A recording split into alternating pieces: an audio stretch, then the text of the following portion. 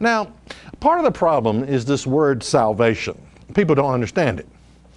And I want to go back to the Old Testament, yes, the Old Testament, for a better understanding of what it means to be saved.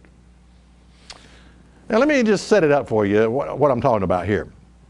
I once heard of a story, and actually this story has been repeated many times, missionary work, where they go over to some pagan nation, where they believe, I don't know, religion of voodoo or whatever, but, they go over to these pagan nations, maybe Africa or whatever, and they give them, in their missionary work, they give them half a Bible. Guess what half they give them? Well, it's the New Testament.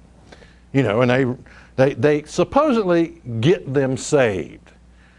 Jesus loves me, this I know, for the Bible tells me so, whatever. They get them saved. Okay. Now, I heard a story one time about, it was a National Geographic magazine. One of these producers or whatever went over there. And he was talking to some of the tribesmen, and they said, we work hard, these Africans, they said, we work hard all day long. And when we get off from work, there's not much to do. He said, yes, a man may have his wives, but he also has many friends, associates, many other relationships, what he was implying. Now, what they're not given, they're given only half a Bible, the New Testament, but what they're not given is that other half, the Old Testament, that says this in Leviticus 20 and verse 19. It says, never have sexual intercourse with your mother's sister or your father's sister. Whosoever has sexual intercourse with a close relative must be punished. In other words, they're not given this instruction about how to live their life, proper sexual relationship. They're not given true, real salvation. They're not told how to be saved from their own vices, from their own addictions, from their own lust, from their own sins. They're not given that. They're just given the New Testament.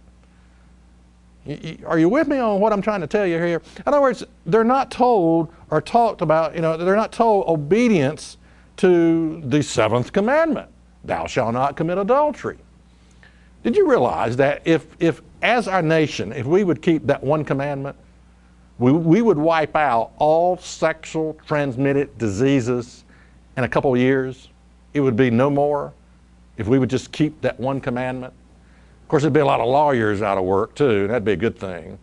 Divorce court and all that. If we would just keep one commandment, the blessings that would come upon this nation just by keeping one of the 10 commandments would be incredible. Absolutely incredible. And so what I'm talking about is real salvation here. This is what I call real salvation.